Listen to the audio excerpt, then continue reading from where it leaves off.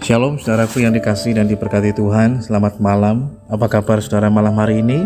Doa kami saudara selalu dalam keadaan yang luar biasa baik, tetap dalam penyertaan dan dalam pemeliharaan Tuhan yang hidup. Puji Tuhan, berjumpa lagi dengan saat teduh dan doa sebelum tidur malam hari ini. Saat teduh malam hari ini berjudul Cara Hidup yang Baru. Firman Tuhan dalam Efesus pasal yang keempat ayat yang ke-23 dan 24 mengatakan, supaya kamu dibaharui di dalam roh dan pikiranmu, dan mengenakan manusia baru yang telah diciptakan menurut kehendak Allah di dalam kebenaran dan kekudusan yang sesungguhnya. Saudara yang dikasihi dan diberkati Tuhan, selama kurang lebih 16 tahun, seorang bernama John Covance dan beberapa rekannya tinggal di terowongan kereta api bawah tanah yang gelap, pengap, dan tidak dipakai. Saat ada perbaikan terowongan, maka ia terpaksa mencari tempat tinggal yang baru. John terpaksa mencari tempat tinggal di atas terowongan. Namun suatu saat ia terpilih menjadi orang pertama yang memenangkan program mengubah tunawisma menjadi penghuni rumah tetap yang diadakan oleh The New York Times. John kemudian meninggalkan tempat tinggal lamanya dan kemudian menjadi petani organik di New York. Maka setelah dia menjalani kehidupan yang baru ini, kemudian dia mengatakan, udara di luar sini jauh lebih baik. Saya tidak akan kembali ke kehidupan lama saya lagi, yang pengap, gelap. Saudara yang dikasihi dan diberkati Tuhan, kutipan dari John tersebut semestinya juga mewakili sikap hati kita dalam menjalani kehidupan kita sebagai manusia yang baru di dalam Kristus Yesus. Rasul Paulus menyebutnya menanggalkan manusia lama dan mengenakan manusia yang baru. Mengapa harus menanggalkan manusia lama? Manusia lama itu jauh dari hidup yang berasal dari Allah. Manusia lama adalah hidup yang diliputi dengan kebodohan, kebebalan, kekerasan hati yang membuat perasaan menjadi tumpul sehingga hawa nafsu, keserakahan, dan perbuatan cemarlah yang dilakukan setiap hari. Sementara itu, dengan mengenakan manusia baru itu berarti kita mau terus diperbaharui dalam roh dan pikiran kita, diciptakan menurut kehendak Allah dalam kebenaran dan kekudusan yang sesungguhnya. Jadi ada perubahan tujuan hidup, meneladani Kristus, ramah, penuh kasih mesra, bahkan saling mengampuni. Firman Tuhan bahkan dalam Kolose pasal yang pertama ayat yang ke-13 mengatakan, Ia telah melepaskan kita dari kuasa kegelapan dan memindahkan kita ke dalam kerajaan anaknya yang kekasih. Artinya adalah dengan pertolongan Roh Kudus kita harus memohon pengampunan Tuhan dan tidak kembali kepada manusia kita yang lama.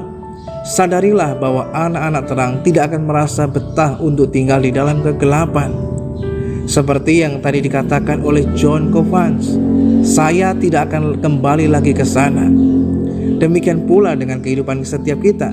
Saat seseorang sudah mengalami sebuah kehidupan yang baru di dalam Tuhan, maka dia boleh merasakan dan mengalami dalam kehidupannya kehidupan yang jauh berbeda, penuh sukacita, penuh kebahagiaan, pengharapan, dan lain sebagainya, sehingga dia tidak lagi merindukan kehidupannya yang lama, yang dipenuhi dengan kebebalan, dipenuhi dengan kebodohan, bahkan kekerasan hati yang terus hidup dalam hawa nafsu dan keserakahan.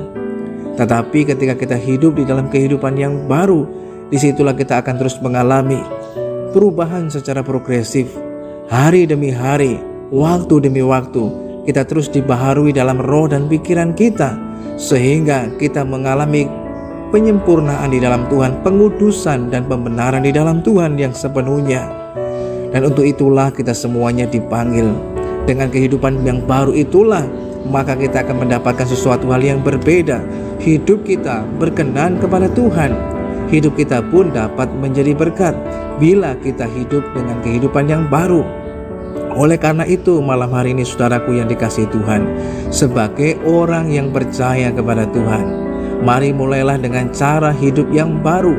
Sebagai orang yang telah dibenarkan, dibaharui di dalam Tuhan, sehingga dengan demikian kita memiliki cara pandang yang baru, kita memiliki cara berpikir yang baru, kita memiliki cara berbicara yang baru, kita memiliki juga tujuan hidup yang baru di dalam Tuhan, sehingga kita tidak lagi hidup bagi diri kita sendiri, tetapi bagi Allah. Sebab untuk itulah kita dipanggil, yaitu untuk memuliakan namanya dan untuk menjadi berkat. Malam hari ini, arahkan kehidupan kita pada Tuhan.